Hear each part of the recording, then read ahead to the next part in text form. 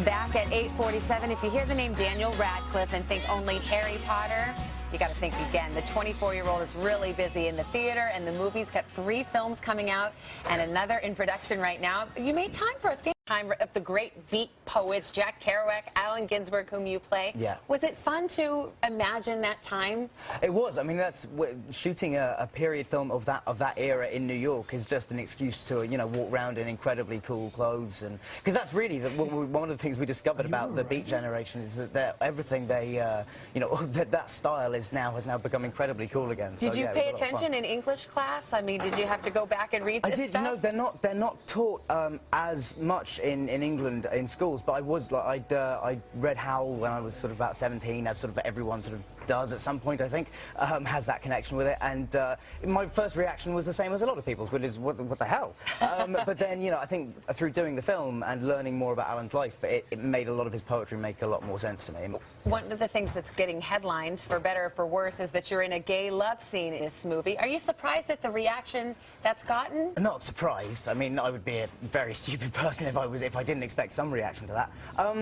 Yeah, I mean, it's not, in a way, there's been less reaction to it than I thought there would be, which I'm quite pleased about. A lot of people are choosing to focus on the film, and to be honest, I don't really mind what reasons people go in to see the film, if they're slightly salacious or whatever. If ultimately they're going to go in and see a really compelling drama, so I don't really mind.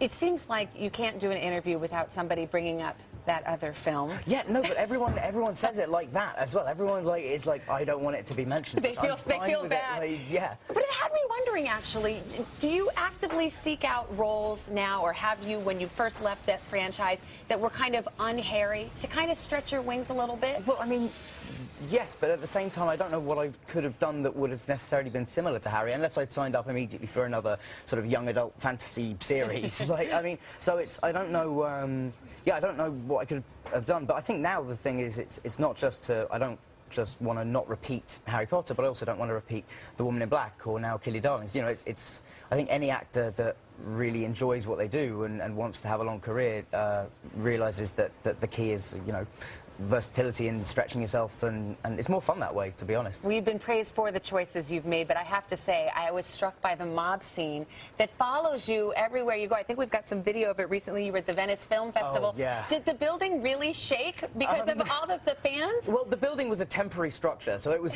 an easier building to shake than most are. But it was, yeah, it was very intense. Also, we'd never done any Potter publicity over there through the 10 years, so it was like 10 years of pent-up excitement. Yeah, excitement. So it was great, and they're a passionate people. There was a lot of crying, which I always find tricky to deal with, but it was good. Happy tears, we hope. We hope, yeah. God knows. Daniel Radcliffe, it's good to see you. Thank you very much. Thank you so much. And once again, Kill Your Darlings opens October 16th. Coming up next, a sweet business in Chicago that's changed